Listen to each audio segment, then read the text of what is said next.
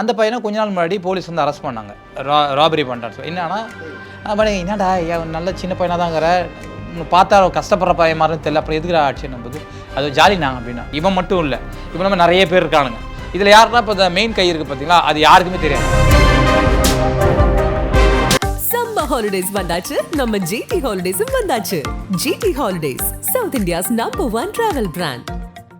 என்னுடைய நடிக்கிறதுக்கு எது கொடுத்தாலும் ரெடியாக இருந்தேன் நான். அந்த போலீஸை வந்து ஒரு நாள் அடைவில் வந்து வேண்டாம், நிறைய போலீஸ் பண்ணிட்டோம், நம்மளை போலீஸ் பாண்டி ஆக்கிடுவாங்க.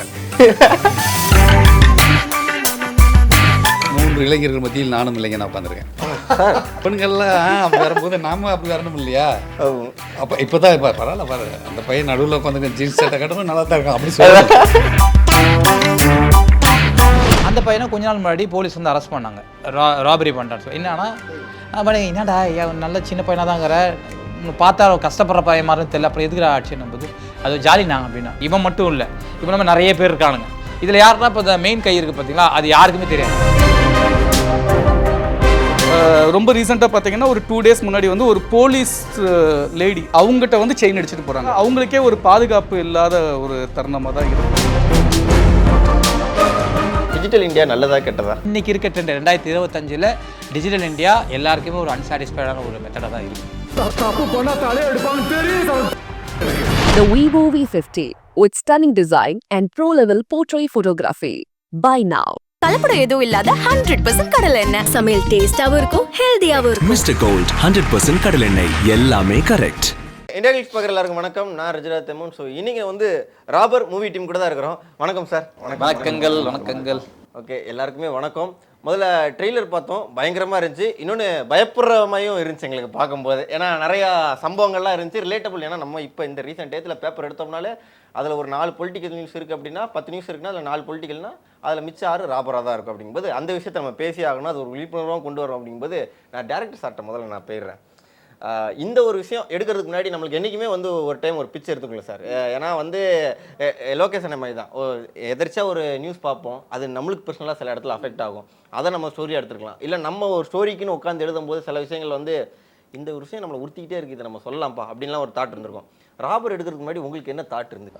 இந்த படத்தோட கதை திரைக்கதை வந்து எங்கள் சார் தான்.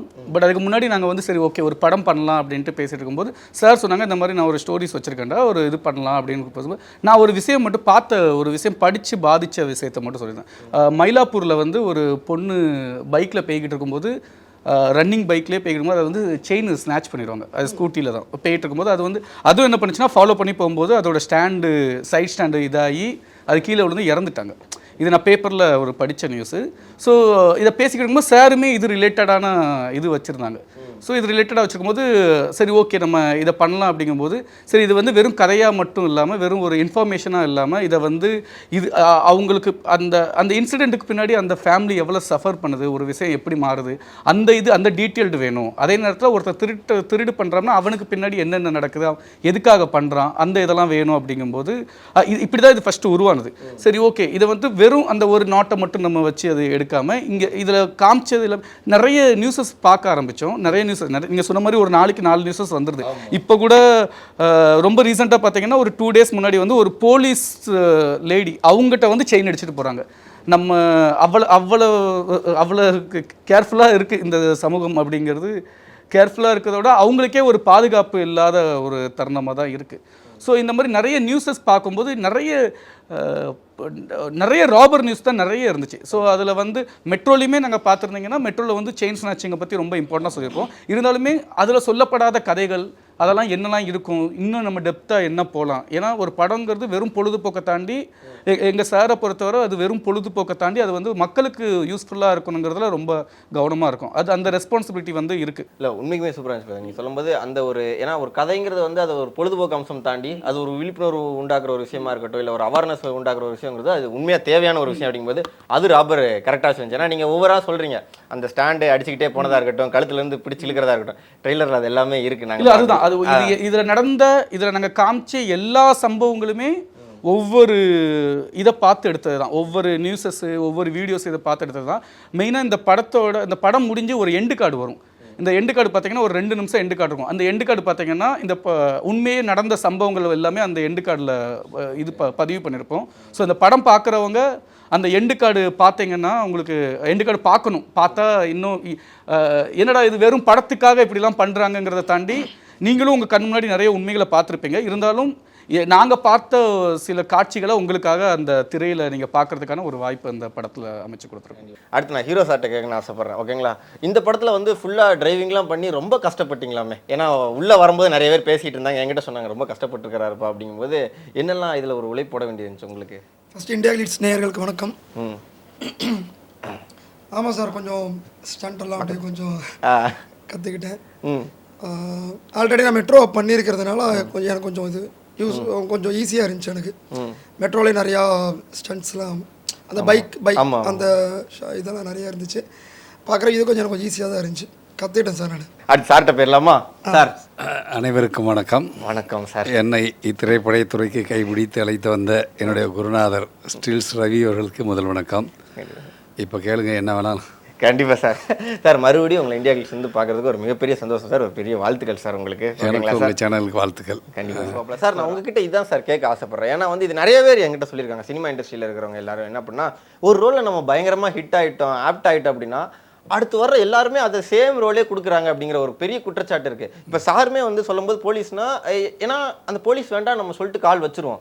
பட் அடுத்த ஆப்பர்ச்சுனிட்டி வருது நம்மளுக்கும் ஒரு பயங்கரமான ஒரு விஷயமா இருக்குது. ஏன்னா வர்றது எல்லாமே இதுவாக இருக்கும், இதையும் விட்டுறக்கூடாது. பட் நம்ம வித்தியாசமாகவும் ட்ரை பண்ணணும், ஒரு ஆர்டிஸ்ட்டாக நம்ம யோசிக்க தோணும். அது எப்படி சார் ஹேண்டில் பண்ணுறீங்க? அதுதான் போலீஸுன்னு தொடர்ந்து போலீஸ் தான் வரும். அதில் நான் அந்த கேரக்டர் தேவைப்படுறானாங்கிறது கதையை கேட்கும்போது தெரிஞ்சிடும். அப்போ நான் சில இடங்களில் சொல்கிறேன், இது எந்த போலீஸ்னாலும் நடிக்கலாம், யார் நீ கூட போலீஸ் ஸ்டேஷன் போட்டு இந்த கேரக்டர் பண்ணலாம் அப்படி சொல்லுவேன். அப்படி இயற்கை டைரக்டர்கிட்டே சொல்லுவேன். ஏன்னா அந்த அவ்வளோ ஒரு இம்பார்ட்டன்ட் கிடையாது அந்த போலீஸ் அந்த இடத்துக்கு. இதுக்கு நான் தேவையா, எனக்கு நீ இது கொடுக்குற சம்பளம் வேஸ்ட்டு, இப்படியே நான் ஸ்ட்ரைட்டாகவே சொல்லுவேன். இப்போ ஒன்றுமே இல்லை, ஒரு போலீஸ்கார் வந்தார், விசாரிச்சுட்டு போயிட்டார். 4 சீனில் அதே போலீஸ் வர்றாரு, அதே விசாரிச்சுட்டு போகிறாரு. அதுக்கு நான் தேவையில்லையே. போலீஸ் ஸ்டேஷன் போட்டு யார் வேணாலும் பண்ணலாம். இவர் வந்தார்னா அதில் விஷயம் இருக்கணும்னு நினைக்கிறது அப்படி தான் நம்ம கேரக்டர். அதனால் இது வரைக்கும் நான் போலீஸாக பண்ண படங்கள் எதுவுமே வேஸ்ட்டாக நான் போலீஸாக நடிச்சேன்னு சொல்கிறதுக்கு இல்லை. இந்த போலீஸ் தேவையில்லை, பாண்டியன் போய் இதை பண்ணிட்டாரு அப்படி சொல்கிறதுக்கு இல்லை இல்லையா? ஆமாம். அந்த சின்ன சீனாலும் அதில் ஒரு இம்பார்ட்டன்ட் இருக்கும். அது இவர் வந்து போனாலே ஒரு இது இருக்கா, அது மாதிரி தேடிக்கிட்டது. என்னுடைய நடிக்கிறதுக்கு எது கொடுத்தாலும் ரெடியாக இருந்தேன் நான். எந்த கேரக்டர் கொடுத்தாலும் போலீஸ் தான் இல்லை. அந்த போலீஸை வந்து ஒரு நாள் அடைவுள்ள வந்து வேண்டாம், நிறைய போலீஸ் பண்ணிட்டோம், நம்மளை போலீஸ் பாண்டி ஆக்கிடுவாங்க, கூப்பிடாத போலீஸ் பாண்டி அப்படின்னா. போலீஸ்னாலே அது மாதிரி நிறைய ஆர்டிஸ்ட் இருக்காங்க இன்றைக்கும். அவங்க போலீஸ் தவிர வேறு எதுக்குமே அவங்கள கூப்பிட்றது இல்லை இல்லையா? நிறைய இருக்காங்க, எனக்கு நண்பர்களே இருக்காங்க. அப்படி ஆயிடக்கூடாதுங்க. நம்மளுடைய நமக்கு மற்றது நடிக்கவும் தெரியணும்னு காட்டணும் இல்லையா? ட்ரெஸ்ஸை போட்டால் போலீஸு, அதுமே முறைக்கிறவர் அப்படின்னா இது பண்ணிட்டோம். கொஞ்சம் அவர் இன்வால்மெண்ட் ஆகி நடிச்சு ஒரு நல்லா நடிக்கிறாரே சொல்லணும்னு நினச்சா மாறணும் இல்லை? அது வந்து அப்போ ஹீரோக்கு அப்பா, ஹீரோனி அப்பா அப்படி இப்போ மாறி போயிட்டுருக்கு. இப்போ நம்ம அவ்வளோதான். பாண்டி வந்து சொல்லும்போது கதை கேட்டோன்னா முதல்ல வீட்டில் வந்து சொன்னார். கதை கேட்டால் சரி இது நம்ம பண்ணலாம், சாதாரணமாக இல்லை, ஒரு வித்தியாசமாக கதை.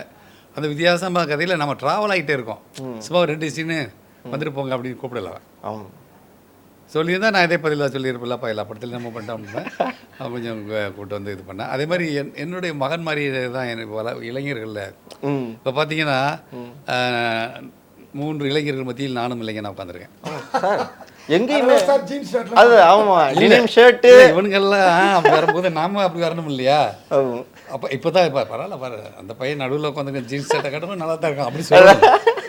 அதெல்லாம் சார் எனக்கு பார்க்குறதுக்கே அப்படி தானே சார் தெரியும். எல்லாம் ஒரே காலேஜ் மேட் மாதிரி தானே. என்ன சார் அப்படி என்னென்ன மாற்றிக்கிறோம், அவ்வளோ மாற்றிக்கிறோம். அதுக்கு தான் நம்ம அதுக்கு வந்திருக்கோம். அதனால் நிச்சயமாக இந்த படத்தோட எதிர்பார்ப்புகள் நிறைவேற்றப்படும். ஆனால் உங்ககிட்ட நான் இப்போ கேட்குறேன், ஓகேங்களா?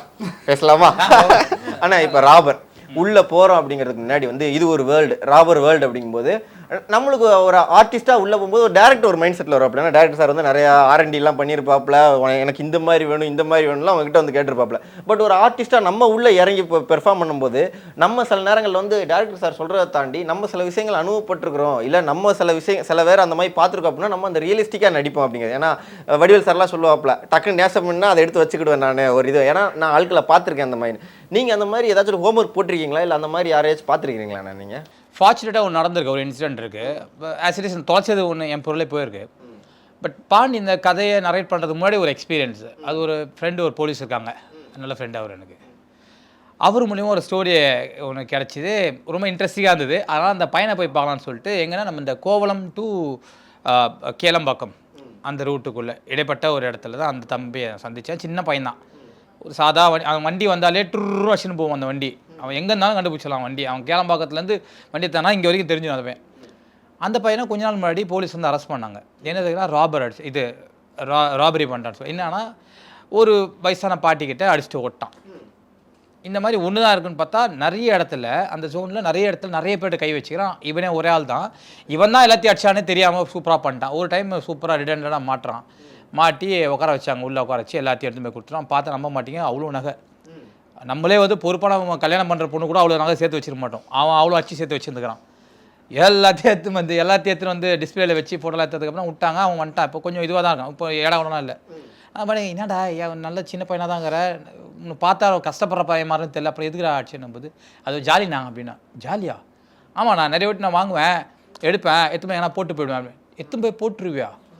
புரியலடா தம்பி, அது என்னடா உனக்கு மைண்ட் செட்டை? அது நிறையனா அதெல்லாம் உனக்கு சொன்னால் புரியாதுண்ணா. ஓ புரியாதுல்ல, சரி ஓகே சொல்கிறேன், எனக்கு புரியாமங்க சொல்லடா கதையா அப்படின்னும்போது அப்போ தான் சொன்னான் எப்படி ப்ராசஸ் ஆகுது. இவன் மட்டும் இல்லை, இப்போ நம்ம நிறைய பேர் இருக்கானுங்க இந்த ஏஜ் குரூப்பு, வேறு வேறு ஏரியாவில் இருக்காங்க. ஆனால் எல்லாம் நெட்ஒர்க்கில் இருக்காங்க. எல்லாமே ஏஜ்ல இருக்கும் உங்களுக்கு இன்னும் ஒரு 15 16 அதிகபட்சம் 15 16. ஆமாம், அவன்லாம் எல்லா சிக்னலும் மாட்டுவான். சிக்னல் இது லைசன்ஸ் இல்லாமல் அந்த மாதிரி பசங்க தான் 15 16 எனக்கு தெரிஞ்சு. ஆமாம், மேக்ஸிமம் நான் இந்த கதை கேட்கும்போது என்னடா பண்ணுவீங்க அப்படின்னா இதுங்களுக்குலாம் ஹெட்டு ஒருத்தர் இருப்பாப்பில். அவர் தான் வந்து அரேஞ்ச் பண்ணுறது.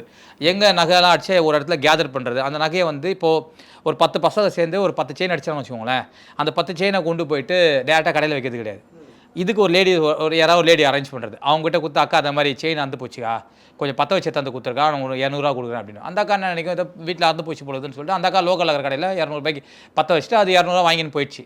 இவன்கிட்ட நல்ல செயின் வந்துருச்சு. இப்போது இந்த நல்ல செயினை வேற ஒரு ஆள்கிட்ட, ஒரு தாத்தா கிட்டேயோ ஏஜ் குரூப் டிஃப்ரெண்ட்டாக இந்த செயினுக்கும் இந்த கனெக்ஷனும் இல்லாத ஒரு ஆள்கிட்ட கொடுத்து போய் கச்சாவில் போடுறது. கச்சானா இந்த மெல்ட் பண்ணி போடுறது. கச்சாவில் போட்டுறாங்கன்னா கச்சா போடுறதும் எல்லாருக்கும் மெல்ட் பண்ணி தர மாட்டாங்க. அது அங்கே பெரிய பஞ்சாயத்து இருக்குது. மெல்ட்டிங் வந்து ஆச்சாரியம் வந்து எல்லாத்தையும் பண்ண மாட்டாங்க. தெரிஞ்சவங்க முகம் தெரியும், இவங்க எதுவும் தப்பு இல்லை, அவங்க எதோ குடும்ப கஷ்டத்தை கொடுக்குறாங்கன்னா மட்டும்தான் வாங்கிட்டு போய் தான் கொடுப்பாங்க. அந்த மாதிரி விஷயத்த வாங்கிட்டு வந்துட்டு அதுக்கு வேறு ஆள் பிடிக்கிறது. ரெப்பிடேட்டிவாக எவன் போவான் கடைக்கு, எங்கே மெல்ட்டிங் பாயிண்ட் இருக்குது எல்லாம் தெரிஞ்சு அப்படி மாற்றி அதை மெல்ட் பண்ணி அன்ஷேப் ஆகினதுக்கப்புறமா திருப்பி இவங்ககிட்டே வரும்.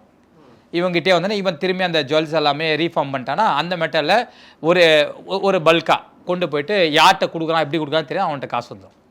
இப்போ இந்த எல்லாத்தையும் பண்ணுறான் ஒருத்தர் இருப்பான், அவன் தான் சீனியர் பர்சன். அவனுக்கு தெரியும் யார்கிட்ட என்ன வேலை சொன்னால் செய்ய முடியும், எவன் எவ்வளோ சேஃபாக கொண்டு வந்து நம்மகிட்ட கொடுத்துருவான், எவன் நம்மளை கை காட்ட மாட்டான். இந்த படத்தில் கேட்டவனுக்கு ஆச்சரியமாக போச்சு. நம்ம கேட்ட கதையில் நிறைய ரிசம்பிள் ஆகிட்டு இருக்கு. இதில் யாருன்னா இப்போ இந்த மெயின் கை இருக்குது பார்த்தீங்களா, அது யாருக்குமே தெரியாது. அவங்க எல்லாம் ஃபோனில் தான் கனெக்டடாக இருக்காங்க. அவன் எல்லாம் பெரிய கையாக இருப்பாங்க. அது பெரிய கையா இல்லை ஒரு கைசாடியா ஒன்றுமே தெரியாது. ஆனால் ஒருத்தன் இன்சார்ஜாக எடுத்துக்கிறான். அந்த மேட்டரை எடுத்து கரெக்டாக அலைன் பண்ணிக்கிறான். எங்கெங்க அது சின்ன பையன் பெரிய அது ஏஜ் குரூப்பே இல்லை நண்பா. அவனுக்கு தெரியும் எவங்கிட்ட என்ன பொட்டன்ஷியலுங்கன்னு தெரிஞ்சு வச்சுறானுங்க. நான் கேட்டேன், உனக்கு இவ்வளோ விஷயம் சொல்லிட தம்பி, இவ்வளோ பண்ணுறாங்க, அங்கே பண்ணுறாங்க, மெல்ட் பண்ணுறாங்க, ஓரளவு இவ்வளோ டீட்டெயில் உனக்கு தெரியுது, நீ யாரையும் பண்ண வேண்டியதானே? அது எனக்கு பிடிக்காதுண்ணா. என்னடா சொல்கிற? நான் காசு கூட நிறைய அடிக்க மாட்டேன், எனக்கு ஜாலியாக இருக்கும். நான் டைமில் நிறைய நகை வந்து புடின்னு போவேனா, புடின்னு போய் அந்த ஒரு கிணல் ஒன்று இருக்கும், அது கீழே போட்டு ஓடிடுவேன் நான். அது இல்லைனா அவனுக்கு சந்தோஷம், அது ஜாலியாக இருக்கும். அந்த டைமில் செம்ம பவராக இருக்குமா. ஓஹோ டேஞ்சர் தான்டா தம்பினே அப்படி அவன் வந்து எல்லா டைம்லையும் பண்ணுறதில்ல. அதையும் சொல்கிறான், அதுக்கு ஒரு மூடு வரணும் அவனுக்கு ஒரு மொமெண்ட் க்ரியேட் ஆகணும். அப்போ தான் பண்ணுவான். அதுவும் கெட்ட மூடில், வெறுப்பில், கஷ்டத்தெல்லாம் போய் அடிக்கலாம். அவன் இந்த மாதிரி ஒவ்வொரு டைப்பாக இருக்கானுங்க. ஒரு செயின் அடிக்கிறவனுக்கு பின்னாடியே உளவியல் ரீதியாக ஒவ்வொரு சேஞ்சஸ் இருக்குது அவனுக்கிட்ட. ஏன் அது ஒரு பர்பஸ் ஒன்று வச்சுக்கிறானுங்க கரெக்டாக, இதுக்காக அடிக்கிறான். அதெல்லாம் பார்க்கும்போது ஐயோ டே செம்மடா நீ ஆனா அப்படின்ட்டு. இப்போ அந்த பையன் நல்லா தான் இருக்கான், ஒன்றும் பிரச்சனை இல்லை. எப்படி நல்லா இருக்கான்னு கேட்டால் அடிக்கடி அங்கே எது செயின் காணா போல, அதனால சொல்கிறேன். சம்பவம் இந்த மாதிரி நியூஸில் படிக்கிறதுனால சொல்கிறேன். ஓகே என் பையன் கொஞ்சம் இதுவாக போயினுக்கிறான்னு. இந்த மேட்ரு கேட்டதுக்கப்புறம் பாண்டி சொன்ன கதை கேட்கும்போது எனக்கு நான் அதை மாதிரி ரிலேட் பண்ணுறேன். இவன் எங்கன்னா உண்மையிலே நம்மளை மாதிரி ஏதாவது பையனை லாக் பண்ணி கேட்டு வந்துட்டானா இல்லை அப்படின்னு கேட்கும்போது இல்லை, இவன் சொன்ன கதை வந்து என்டையர்லி டிஃப்ரெண்ட்டு. இப்போ நம்ம எல்லாம் ஒரு இமேஜ் வச்சுப்போம்ல. இப்போது ஒரு திருடராமன் வந்து பார்த்தா குடும்ப கஷ்டமாக இருக்கும், இந்த ஏதாவது ஒரு பேட்டர்ன் வச்சுப்பான், அதனால தான் அடிச்சிட்டு இருப்பான். அவன் நியாயப்படுத்துறதுக்காக ஒரு விஷயம் வச்சுருப்பான். நான் பார்த்த கேரக்டர் வந்து அது நியாயமாக தர்மமாக ஒரு ரேஷன் இல்லை, அவனுக்கு ஒரு ப்ளஷர், மொமெண்டரி ப்ளஷரு. ஓ இவனுங்க இந்த மாதிரி எனக்கு கொலை. ஆனால் இதோட ஹெட் இருக்கான் பார்த்தீங்களா, அவன் மோட்டிவ் கரெக்டாக இருக்குது. அவனுக்கு தேவை என்கேஷ் பண்ணும், அடிக்கிற நகையெல்லாம் வாங்கி என்கேஷ் பண்ணி அதில் ஒரு ரெவன்யூ பார்க்கணுன்றது அவன் தெளிவாக இருக்கும். ஸோ இந்த மாதிரி மல்டிப்புளாக இருக்கிற விஷயத்த டீட்டெயிலாக ரொம்ப இன்டெப்த்தாக வித் எவிடென்ட்டாக இவங்க கொண்டு கதை சொன்னாங்க. இந்த மாதிரி சம்பவம் வந்து நடக்கிறதுங்க ஓஎம்ஆர்னு டக்குன்னு பிடிச்சி ஆமாம் கரெக்ட் உண்மை தான் அது, எனக்கு ஒரு அனுபவம் இருக்குது அப்படின்னா நான் இன்வால்வ் ஆகி கேட்க ஆரம்பித்தேன். பாண்டி உண்மையிலேவா அப்படின்னு. ஆமாண்ணா இந்த ஏரியாவில் இவ்வளோ ஸ்டேஷனில் இவ்வளோ ரிப்போர்ட் இருக்குன்னு எல்லாத்தையும் கரெக்டாக காட்டினாங்கிட்ட. கண்டிப்பாக பண்ணுறோம் பாண்டி. இதில் அவன் சொன்ன ஒரே கண்டிஷன், நீங்கள் தேவையெல்லாம் படத்தில் பேசக்கூடாது, நான் கொடுக்கறது மட்டும் பேசுங்க, வேறு எதுவுமே பேசாதீங்க. ஓகே சீரியஸ் மூட்ல சார் அங்கே பேச இங்கே பேசி. ஸோ அதாவது ஒரு கேரக்டர் நாங்கள் உங்களை பார்த்துட்டோன்னா உங்களை வேறு ஒரு ஃப்ரேமில் வச்சு பார்த்துட்டோம், அதை ஆடியன்ஸ்க்கு நாங்கள் டெலிவர் பண்ணுவோம். அது ரொம்ப படமும் ரொம்ப இன்டென்ஸாக இருக்கும், அதில் எந்த டிவியேஷனும் இருக்கக்கூடாது, அப்படி கொஞ்சம் நல்லா பண்ணணும். அதே மாதிரி தான் பண்ணும் ஷூட்டிங் ஸ்பாட்லையும். ரொம்ப டெய்லி அந்த ஒரு டென்ஷன் ப்ரெஷர் வந்துகிட்டே இருக்கும். ஒரு என்டர்டெயின்மெண்ட்னா ஒரு சாட்டிஸ்ஃபை இருக்கும், இன்றைக்கி இந்த சீனை முடிச்சிட்டோம். இப்போ நான் ஃபார் எக்ஸாம்பிள் ஒரு சீன் அந்த மாதேஷ் தானே கூட என் கூட ஒரு கேரக்டர் நடிச்சிருப்பேன் மாதேஷ். அவர் நடித்ததை விட அவர் வாய்ஸ் எனக்கு ரொம்ப பிடிக்கும். நான் ட்ரெய்லர்லேயும் சொன்னேன் செம்மையாக இருக்குது வாய்ஸு. நான் பாண்டி எப்படி பாண்டி இதெல்லாம் பிடிச்சேன். ஏன்னா இந்த மாதிரி கேரக்டர் ரியல் லைஃப்பில் இருக்குதுங்க. நம்ம வாய்ஸுக்கோ இல்லை அவன் பாடி லாங்குவேஜ்க்கோ அவன் ஒரு பேக்ரவுண்ட் செக் இது எதுவுமே இல்லாமல் ஒரு புது வேர்ஷனாக ஒரு ஆள் இருக்கான். அதுதான் இந்த படத்தில் காட்டியிருப்பாங்க. ஒவ்வொரு கேரக்டருமே சரி ஒவ்வொரு வேர்ஷனாக இருக்கும். ஸோ இதெல்லாமே பிடிச்சிச்சு. ஓகே கண்டிப்பாக பண்ணுறோம் பாண்டி, சீரியஸ் எனக்கு பிடிச்ச ரோல் வில்லன் ரோல்லாம் தயவுசெய்து எனக்கு கொடு, நான் பண்ணுறேன் அப்படின்னு சேலஞ்சிங் இன்ட்ரெஸ்டடாக ரொம்ப வாண்டிங்காக வாங்கி பண்ண கேரக்டர் தான் அது. உண்மையிலே கேட்கும்போது பயமாக இருக்குது என்ன சொல்லப்போனால். 15 வயசு பசங்க 12 வயசு பசங்க அதெல்லாம் பார்க்கும்போது ஏஜ் என்ன, அவனுங்க பண்ணுற விஷயம் என்ன, ஒரு கெத்துக்காக பண்ணுறலாம் சொல்லும்போது நம்மளுக்கெல்லாம் வெளியில் ஃபோன் எடுத்து போகிறதுக்குலாம் மெர்சலாக இருக்குது, பயமாக இருக்குது. இல்லை இப்போ நம்ம ஏரியாலாம் பெருசாக நம்ம இங்கே இப்போ நீங்கள் for example Vadapalani to Porur எடுத்து வச்சுக்கோங்களேன், இங்கெல்லாம் செயின்ஸ் ஆச்சுக்கோ அந்த ஃபோன்ஸ் ஆச்சுக்கலாம் ஆக வாய்ப்பு இல்லை. ஏன்னா ஓவர் டிராஃபிக்கும் ஓட முடியாது, மாட்டி பாடுங்க. அஸ்தியானா போல ஏதாவது ஆட்டோக்காரனோ இல்லை எவனோ 2 காலில் ஏற்றி நிறுத்திடுவான் வண்டியை, ஆனால் இங்கே அடிக்க மாட்டானுங்க. ஸோ இங்கெல்லாம் தாராளமாக மேல் பாக்கெட்டில் வச்சுன்னு போகலாம். பட் நீ கொஞ்சம் வெளியே போகும்போது அண்ட் மோர் ஓவர் என்ன விஷயம்னா எப்பயுமே நம்மளோட சேஃப்டிக்கு தான் அது. நம்ம படத்துலையும் அதான் சொல்லியிருப்போம். அவங்களுடைய ஃபோக்கஸ் வந்து ஒரு சின்ன செயினாக இருக்கலாம், பட் அந்த செயின் தான் நம்ம உயிராகவே இங்கே இருக்கும். ஆக்சிடென்டலாக நடக்கிறது தானே. அந்த செயினுக்கு பின்னாடி பல கதைகள் இருக்குது. அவன் கஷ்டத்துக்கு வைக்கிறோம் தான் தங்கம் எதுக்கு போகிறோம், நம்ம கஷ்டத்துக்கு எடுத்து வைக்க தான் பண்ணுவோம். எவனோ கஷ்டத்துக்கு நம்மளை கஷ்டப்பட்டு எடுத்துகிட்டு போயிடுவான் அவன். தப்பிச்சிட்டா பரவாயில்ல. பாண்டி சொன்ன மேட்ரு இப்போ தெரியும், அந்த மயிலாப்பூர் இன்சிடென்ட்லாம் அதெல்லாம் யார் எதிர்பார்த்துருப்பா. தேவையில்லாமல் ஒரு சின்ன ஒரு ராபர் தான், பட் உயிரே போயிடுச்சு. இப்போ யார் ரீப்ளேஸ் பண்ண முடியும்? அந்த நகை கிடச்சிருவாங்க, பையனை பிடிச்சிருவாங்க, ஜெயிலில் போட ஏதோ பண்ணுறாங்க, பட் உயிர். ஸோ இதுக்காக நமக்கு படம் இந்த மாதிரி படம் 100 படம் வந்தாலுமே நம்ம மைண்டில் வச்சுக்கக்கூடிய ஒரே அவேர்னஸ் என்னென்னா அன்னெசரியாக வேல்யூபிள் திங்ஸை வெளியே கொண்டு போகிறது என்றைக்குமே சேஃபில், எந்த கண்ட்ரிக்குமே சேஃபில். அதான் உண்மை. நம்ம தமிழ்நாட்டில் இவ்வளோ மோசம்லாம் இல்லை, எல்லா ஊர்லேயும் நடந்து தான் இருக்குது. வேறு ஃபார்மெட்டில் நடக்குது. ஒரு சில இடத்துல ஃபோன் மட்டும் அடிப்பானுங்க, ஏன்னா நிறைய பேர் நகை போட மாட்டாங்கன்னு. ஸோ நம்ம ஊரில் நகை கொஞ்சம் போடுறதுனால ஈஸியாக அடிச்சுட்டு போயிடுறாங்க. பட் அட்லாஸ்ட் ஒரு அவேர்னஸ் தான், நம்ம அலர்ட்டாக இருந்துடும், எந்த மூமெண்ட்டுக்கும் நம்ம அலர்ட்டாக இருந்துடும். கண்டிப்பாக. ஸோ இன்டர்வியூ பார்க்குறவங்களும் சரி, படம் பார்க்க போகிறவங்களுக்கும் அந்த அவேர்னஸ் கரெக்டாக இருக்கும் அப்படின்னு நினைக்கிறேன். அதுக்கடுத்து மொத்தமாக அவங்க 4 பேருக்கு சேர்த்தே நான் ஒரு கொஸ்டின் த்ரோ பண்ணுறேன். இது யார் பேசணும்னு ஆசைப்படுறீங்களோ அவங்க எடுத்து பேசலாம், ஓகேவா? டிஜிட்டல் இந்தியா அப்படின்னு ஒரு இது வச்சுருந்தீங்க. ஸோ சொல்ல போனோம்னா சார் டிஜிட்டல் இந்தியா சார் அப்படின்னு. டிஜிட்டல் இந்தியா நல்லதா கெட்டதா? இல்லை, டிஜிட்டல் இந்தியாங்கிறது வந்து ஒரு நல்ல விஷயமான ஒரு இதுதான். ஏன்னா நம்ம வந்து அப்டேட்ஸ் ஆகிக்கிட்டே தான் இருக்கணும். நம்ம வந்து இன்னமும் போய் எல்லாமே இப்போ நம்ம வந்து எல்லாமே ஜிபே தான் பண்ண ஆரம்பிச்சிட்டோம். என்னென்னா எவ்வளோக்குள்ளே நம்ம வந்து யூசர் ஃப்ரெண்ட்லியாக ஆகிறோம், எவ்வளோக்குள்ளே டைம் கன்சியூம் பண்ணுறோம் அப்படிங்கிற ஒரு இதுக்கு நம்ம வந்துட்டோம். நம்மளை அறியாமலே அது நல்லதா கெட்டதான்ற தாண்டி நம்ம அந்த இதுக்கு அடாப்ட் ஆகிட்டோம். ஏன்னா அடாப்ட் ஆகலைனாலும் உங்களை ஆக வச்சுருவாங்க. அந்த மாதிரியான ஒரு இதுக்கு நம்ம வந்துட்டோம். இதில் இருக்கிற ஃப்ளாஸை வந்து தான் நம்ம இது பண்ணணும். எந்த ஒரு விஷயமே இம்ப்ளிமெண்ட் பண்ணும்போது அது வந்து நல்லதுக்காக தான் அதை வந்து உருவாக்குறாங்க. பட் என்னென்னா அதில் இருக்கிறவங்க என்ன பண்ணுறாங்கன்னா அதில் இருக்க ஃப்ளாஸை வந்து யூஸ் பண்ணி அதுலேருந்து எப்படி ஸ்கேம்லாம் நடக்கிறதுங்கிறது. இது விஷயம் நல்ல விஷயம்தான், ஆனால் எல்லாருமே ஒரு நல்ல விஷயத்தை ஃபாலோ பண்ணுவாங்க அப்படிங்கிறது இல்லை. அதில் நடக்கிற ஸ்கேம்ஸ் வந்து நடந்துக்கிட்டு தான் இருக்குது. அதிலேருந்து நம்ம தப்பிச்சுக்கிட்டதுக்கு நம்ம எவ்வளோ தெளிவாக இருக்கணுங்கிறது நம்ம இது பண்ணோம். ஏன்னா கவர்மெண்ட்டாக இருக்கட்டும் எல்லாருமே இருக்கட்டும் அவங்க அதுக்கான விழிப்புணர்வு அதெல்லாம் பண்ணிக்கிட்டு தான் இருக்காங்க. நம்ம அதை வந்து இது வந்து டிஜிட்டல் இந்தியா தான்ங்கிறது மேட்டர் இல்லை, அதுக்கும் முன்னாடியும் உள்ளது. சரி, ஏதோ ஒரு படம் எடுக்கிறாங்க அப்படின்னா ஒரு நல்ல விஷயம், ஒரு இந்த மாதிரி தப்பு பண்ணாதப்பான்னு சொல்கிறதுக்காக தான் படம் எடுக்காங்க. ஆனால் நிறைய பேர் பார்த்தீங்கன்னா இந்த படத்தை பார்த்து தான் நாங்கள் வந்து தப்பு பண்ணுறோம் அப்படிங்கிறது. ஏன்னா ஒரு படம் வந்து ஒரு படத்தோட சொல்யூஷனே பார்த்தீங்கன்னா என்ன மாதிரியான படங்கள் எடுத்தாலுமே நான் முக்கால்வாசி ரெஸ்பான்சிபிளான படங்கள் சொல்கிறேன்.